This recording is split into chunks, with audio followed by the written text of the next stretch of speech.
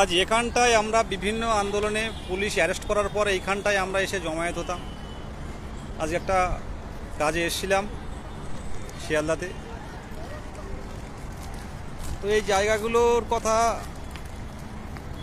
আবারই আমাদের এই জায়গায় আসতে হবে লড়াইয়ের স্বার্থে।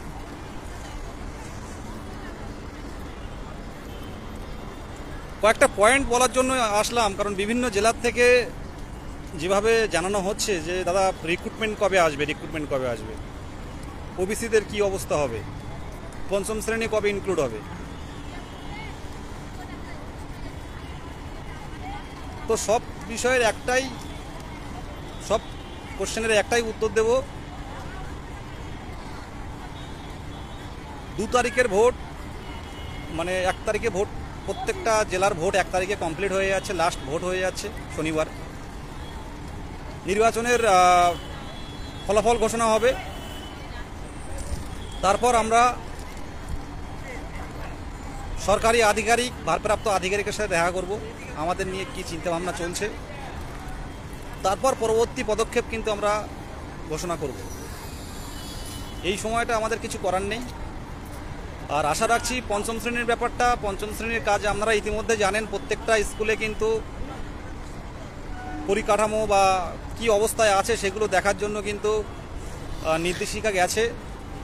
সোশ্যাল মিডিয়াতেও আপনারা দেখতে পাচ্ছেন, বিভিন্ন ডিআই মারফতে খবর পাচ্ছেন। তো পঞ্চম শ্রেণীর অন্তর্ভুক্তটা যাতে দ্রুত হয় এবং যাতে নতুন সেশনে পঞ্চম শ্রেণীর অন্তর্ভুক্ত করে একটা বড় ভ্যাকান্সি দেয়, সেদিকটা কিন্তু আমরা লক্ষ্য রেখেছি। 2022 প্রাথমিক টেট পাস, ডিএলএড ঐক্যমঞ্চ 22-এর স্বার্থে যেভাবে প্রথম থেকে যেভাবে লড়ছে এখনও আছে, আমরা কিন্তু বসে নেই। আর যে কথা ওবিসিদের ব্যাপারটা বলবো, ওবিসির আমি নিজেও ওবিসি বলছি, ওবিসি ভাইয়েরা যারা হাইকোর্টের যে অর্ডার ভালো করে পড়বেন, সেখানে 22-এর আশা করি 22-এর কোনো ক্ষতি হবে না। আগামী দিনে সুপ্রিম কোর্টে রাজ্য সরকার কি আর্গুমেন্ট করে, ফার্স্ট হিয়ারিংয়ে কি আর্গুমেন্ট করে, তারপর কিন্তু আমাদের স্বার্থ যদি বিঘ্নিত হয়, শুধু ওবিসি মানে 22 স্টেট নয়, ওবিসি মানে যারা কলেজে ভর্তি হবে, যারা বিভিন্ন পুলিশ রিক্রুটমেন্টের মধ্যে আছে, যারা অলরেডি ফর্ম ফিল আপ করে বসে আছে, যাদের রেজাল্ট বের হয়নি, সবাই কিন্তু এর মধ্যে পড়ছে। শুধু 22-এর জন্য আলাদা কিছু বলার নেই। তবে ফার্স্ট হিয়ারিংটা আমরা দেখব রাজ্য সরকার সুপ্রিম কোর্টে গিয়ে কি আর্গুমেন্ট করছে, তারপর যদি আমরা বঞ্চিত হই অবশ্যই আমরা আইনানুগ ব্যবস্থা আমরা নেব। শুধু এটুকু বলবো, এখনও পর্যন্ত বিভিন্ন জেলার থেকে ওবিসি এ, ওবিসি বি সবাই কল করছে, টেক্সট করছে, দাদা কি হবে। তো এখন বলবো একটু অপেক্ষা করুন, এখনও পর্যন্ত আমরা সেফ পর্যায়ে আছি, অপেক্ষা করো। আমাদের স্বার্থ বিঘ্নিত হলে কিন্তু আমরা বসে থাকবো না। আর ঐক্যমঞ্চ শুধু ওবিসিরও নয়, এসসি এসটি জেনারেল সবার স্বার্থে, কিন্তু যে ভাই লড়াকু ভাই বঞ্চিত হচ্ছে তার পাশে কিন্তু আমরা থাকবো।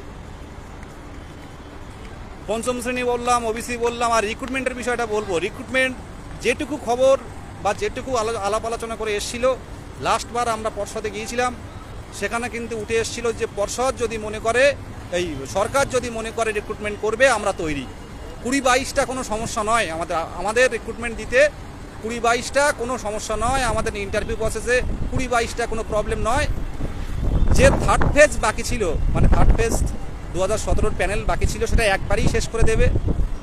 এই ভোট নির্বাচনের এটা মিটে গেলে, একবারেই এটা শেষ হয়ে গেলে কিন্তু আমাদের কোনো সমস্যা থাকবে না, আমাদের রিক্রুটমেন্ট আসবে। কিন্তু যেহেতু একটা ওবিসির মধ্যে একটা বড় এই রায়, একটা স্পর্শগত বিষয়, তো এই বিষয়টাও ক্লিয়ার প্রয়োজন, তারপরেই সরকারের ভাবনা চিন্তা হবে।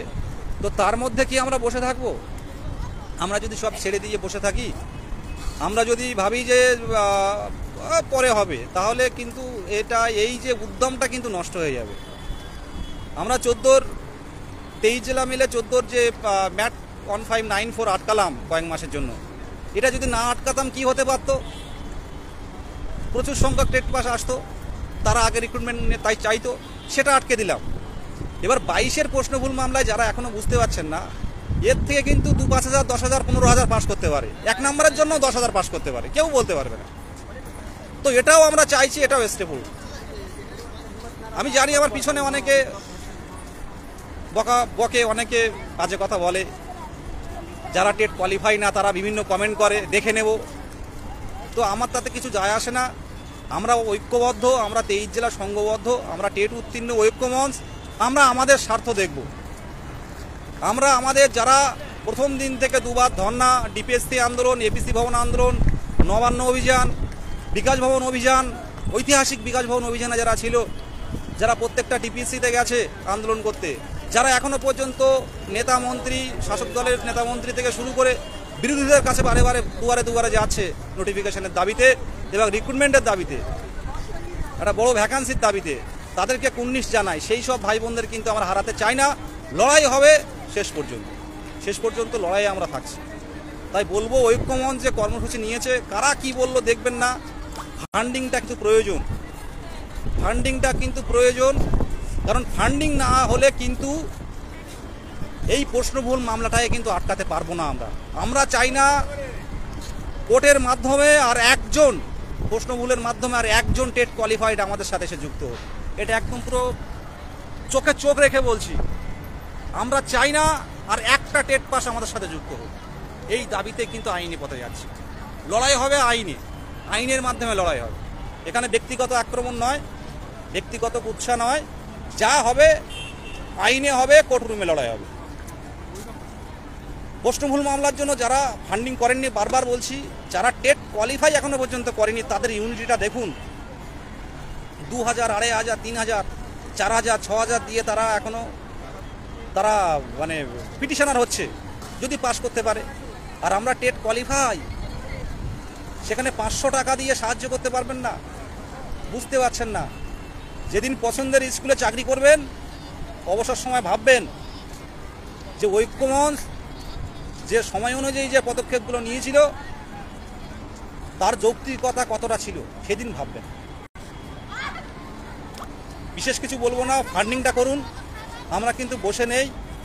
এই ছুটির দিনে হয়তো ওর ছুটি আছে, অফিসিয়াল কাজ চলছে, যে কোনো অফিসেই কিন্তু কাজ চলছে, সববার নিয়ে ভাবনা চিন্তা চলছে। একটা বড় রিক্রুটমেন্ট কিন্তু আমরা আশা করছি, কারণ যে হারে আমরা চারিদিকে দুর্নীতির আবহাওয়া দেখতে পাচ্ছি, সে হারে কিন্তু একটা রিক্রুটমেন্ট চাই। আর এখন আমরা পথে নামবো একটাই দাবিতে, এটা ভালো করে বুঝবেন। যারা বিভিন্ন দিকে বিভিন্ন কিছু ছড়াচ্ছে তাদেরকে বলছি যে এখন কিন্তু আমরা একটা দাবিতেই পথে নামবো। আমার কোনো ভাই যেন বঞ্চিত না হয়, আমি যেন বঞ্চিত না হয়। একটাই দাবি যে 2014 সালে ট্রেন্ড ক্যান্ডিডেট এবং টেট কোয়ালিফাইড সবার রিক্রুটমেন্ট দেওয়া হয়েছিল, তারপর নন ট্রেন্ড থেকে ডেকেছিল। আমরা খুব অল্প সংখ্যক ডিএলএড টেট কোয়ালিফাই আছি 24 মাসের, তাদের রিক্রুটমেন্টটা করে দিন, সবার রিক্রুটমেন্টটা করে দিন। আজকে দেখতে পাচ্ছেন এই ঝড়ের আবহে, এই ভোটের আবহে বিহারের মতো একটা গরিব রাজ্যে বাংলার ছেলেরা যাচ্ছে, পরিযায়ী শ্রমিক, পরিযায়ী টিচার যাচ্ছে বিহারে পড়াবে বলে। এটা তো বাংলার লজ্জা আমার তো মনে হচ্ছে। আর সরকার দিতে চাইছে যেটুকু কথা বললাম বা শুনলাম, আইনি জটিলতার কারণে নাকি দিতে পারছে না। কিন্তু আমি এটা বারে বারে বলছি, থার্ড পেজ কমপ্লিট হলে কিভাবে আইন বোঝাতে হয় তার জন্য আমরা তৈরি। কারণ 22-এর কোনো আইনি জটিলতা আর থাকবে না। শুধু অপেক্ষা করুন, থার্ড পেজটা কমপ্লিট হোক 17 প্যানেলের। এটুকুই। আপনারা পাশে থাকুন, যেভাবে 23 জেলা সংঘবদ্ধ ছিলেন পাশে থাকুন, জেলা গ্রুপে আলোচনা করুন। এখন কঠিন সময়, কিন্তু এই সময় কিন্তু পেরিয়ে গিয়ে একটা নতুন সূর্য উদয় হবে। সত্যি কথা বলতে কি, আমরা কিন্তু স্কুলে ঢুকবো খুব দ্রুত। আর সামনে বিধানসভা ভোট, এখানে কিন্তু একটা বড় রিক্রুটমেন্ট করে কিন্তু সরকারকে দেখাতে হবেই। আর চাকরি যদি হয় এই প্রাথমিকেই হবে। ভালো থাকবেন, জেলা গ্রুপে অ্যাক্টিভ থাকুন।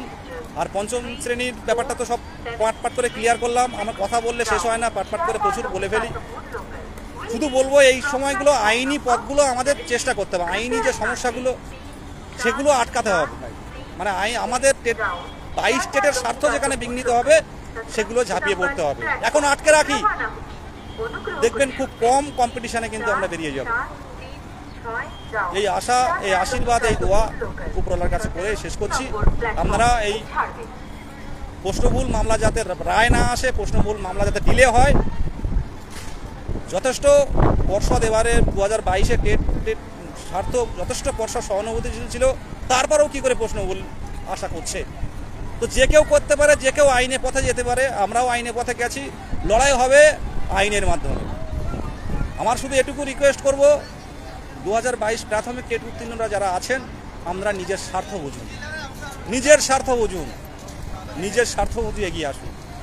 ধন্যবাদ সবাইকে, আবারও সংগ্রামী অভিনন্দন। আমাদের নির্বাচন এই শেষের পথে, এবার কিন্তু আমরা মানসিকভাবে প্রস্তুতি নিন।